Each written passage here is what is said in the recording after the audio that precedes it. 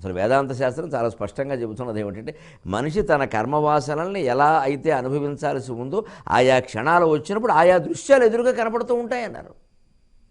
వాడు అనుభవించవలసిన దృశ్యాలు ఎదురుగా కనపడతాయన్నారు. అంచేత దృశ్యం మిథ్య దృగ్బ్రహ్మ దృశ్యం మాయా స్యాత్ ఇది వేదాంత రెండిమక. నీ దృక్కే నిజం, నీ చూపే నిజం, నువ్వు చూస్తున్న దృశ్యం మాయా అన్నారు శంకరాచార్య వేదాంత రెండిమ స్తోత్రం.